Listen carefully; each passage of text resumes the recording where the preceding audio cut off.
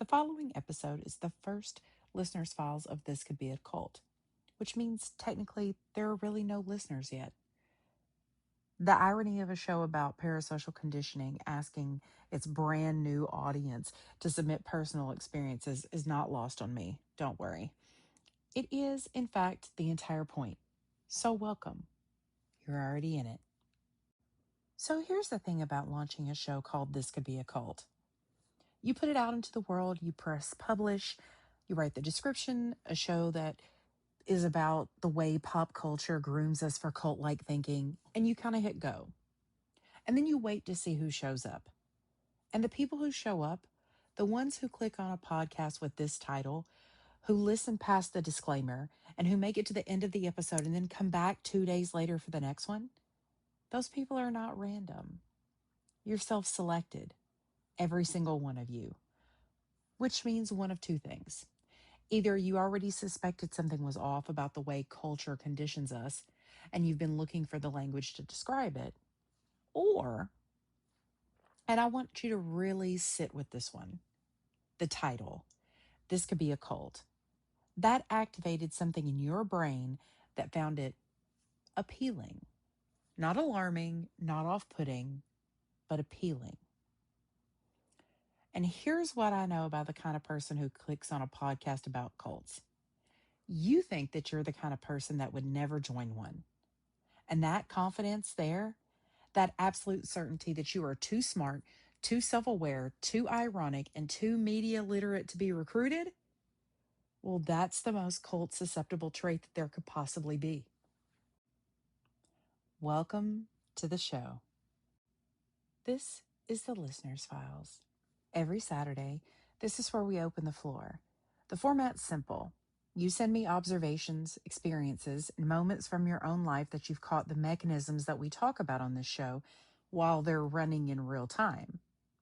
Not questions, not fan mail, but evidence. Because here's what I believe and what this show is built on. And this thesis isn't theoretical. It's lived. Every single person listening to this show right now has a story that proves this. A moment of performed loyalty, a group they left that cost them more than it should have, and a word that got inside them before they noticed that the door was even open. Those stories are this show. Now, I only launched just a little while ago, which means that I don't have any of your submissions yet. But what I do have is something even better. I have the messages I've already received. Not the ones that you sent me, but the ones I sent myself. The questions that I've been sitting with for years. The ones that led to this show existing in the first place. So, this first listener's files, this one is mine. And here are some of the questions that I simply cannot stop thinking. Question 1 is, when did you perform a belief you didn't have? As I ask these questions, I want you to think about that and sit with those questions. I ask this question to everyone who will sit still long enough. When did you first perform a belief that you didn't have? And I ask this question not as research, but as a compulsion. Because the answers are so consistent that it borders on eerie. Everyone has the moment. Everyone.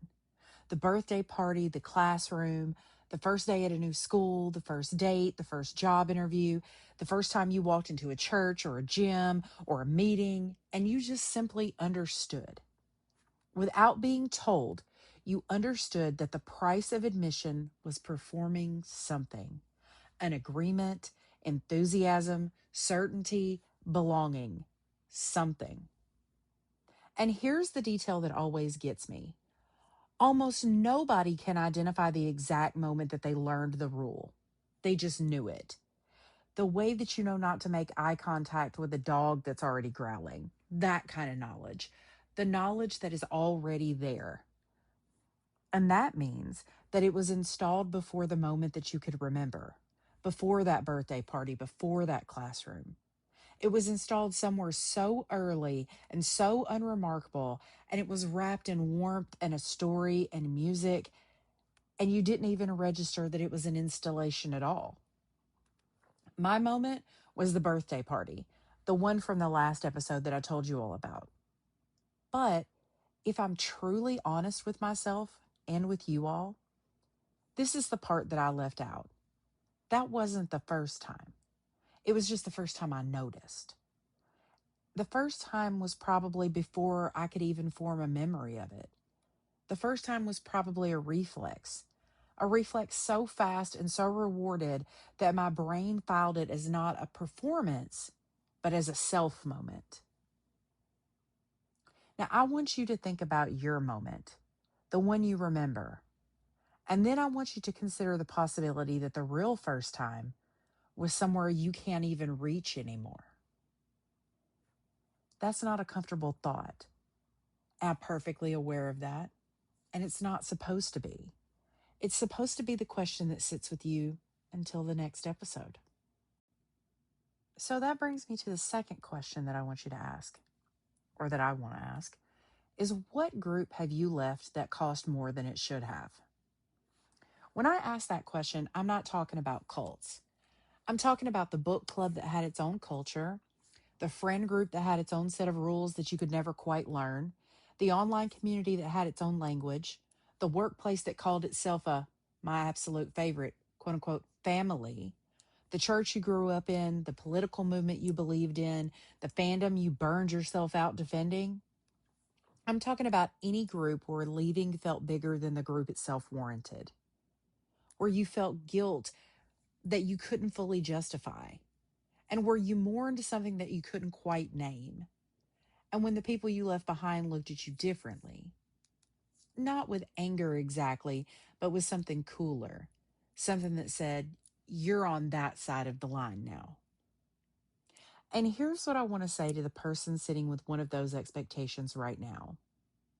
The disproportionate cost of leaving is not a coincidence. It was built in, either by design or by accident, and it really doesn't matter which.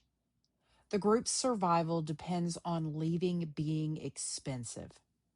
And every group's survival depends on this. The mechanisms do differ, but the cost is always calibrated to be just too high enough to make you want to stay. And it's calibrated to be just high enough that leaving requires a decision that you have to make with purpose and intention. Staying is the default. Staying is the path of least resistance. Staying is what you do when you're not actively choosing. And most people, most of the time, are not actively choosing. They're just contributing and going along to get along. The thing I keep turning over is this. How many of the groups that we're currently inside have we actually chosen? Not just joined, but actively chosen with full awareness of the cost of staying and the cost of leaving, with open eyes to the mechanisms that are running underneath that group. Don't worry, I'll wait while you count. All right, so how's that counting going? That brings me to question number 3. What word is living inside you that you didn't put there? This comes directly from the deep dive episode that I did about language, and I can't stop thinking about it. After that episode went live, I did an experiment on myself. I spent a day paying attention to the language that I use internally, not what I say out loud, but the words that I think in. And here's what I found. I use the word authentic approximately 40 times a day to evaluate my own choices, to judge other people's choices, to decide whether something is worth my time, my attention, or my trust. I use it kind of like a compass. Is this authentic? Does this feel authentic? This seems authentic. This seems inauthentic. And when I sat with it, I mean, really sat with it, I couldn't tell you with certainty where I learned that the word authentic was the right tool for the evaluations that I was making. I could not trace it back to a single decision that I had made, and I could not point to the moment that I adopted it. It was just kind of there, living in there, doing work in there, shaping what I valued, shaping what I dismissed, who I trusted and who I didn't, and what version of myself I was trying to be. A word I didn't choose, doing work I hadn't authorized. That is not a unique experience. That's an everyone experience. The vocabulary of self improvement, of wellness, of productivity, of authenticity, of personal growth, somehow or another, it's inside all of us. It lives in our internal monologues. It frames what we want, what we fear, and what we think we deserve. And most of us never stop to ask, who put that word there? Who put that language there? Who put whatever this is there? And what do they get out of it being there? And not to be paranoid and not to perform skepticism, just to notice, because noticing is the whole thing. That brings me to my final question. Why are you actually here? This is the one that I keep coming back to, and I'm asking it about you. Well, not only about you, I'm also asking it about myself. Why does this show exist? What is the thing underneath the thesis, underneath the research, underneath the genuine intellectual interest in the mechanisms of social control? For me, honestly, it's this. I spent a significant portion of my life feeling like I was responding to things rather than choosing them, laughing at things I didn't find funny, and being moved by things that I later couldn't justify being moved by, belonging to things that I never explicitly decided to belong to. The feelings that I felt about this weren't dramatic. It wasn't a crisis that I was feeling. It was just a low level hum of performing something, of being slightly outside myself and watching myself respond to cues that I hadn't consented to. Because this show is just me trying to find that wiring, not to rip it out and not to achieve some impossible state of unconditioned authenticity. And yes, I hear the irony of using the word there, and the show contains multitudes. People, come on, okay? But I want to see this internal wiring. I want to name it. And I want to have the option of choosing rather than just continuing and going along to get along. That's why I'm here. Now I want to know why you are here. Because the people who come back to a show like this and who listen week after week or episode after episode to an argument about their own susceptibility, those people who send in their own evidence and who sit with the discomfort of turning it off, those people are doing something specific. They're noticing. And I think if you're honest with yourself, the reason you're here is the same as mine. You felt that hum, and you've been feeling it for a while, and you wanted to know if it had a name. Well, guess what? It does. Starting next week, this slot belongs to you. The listener files works like this.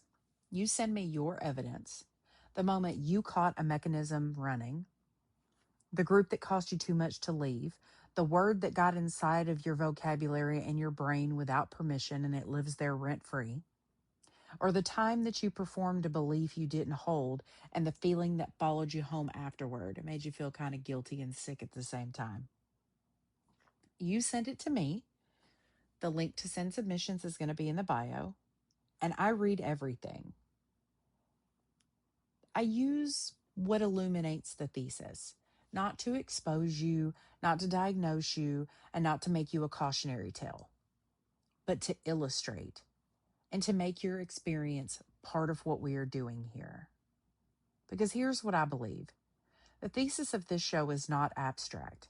It lives in specific moments, in specific people's lives, and in the particular texture of particular experiences. Your experience is data, and your data is this show. So send me the things that you haven't said out loud yet. That's always the most interesting one. I'm April Rain, and this has been This Could Be a Cult. You already know the rules.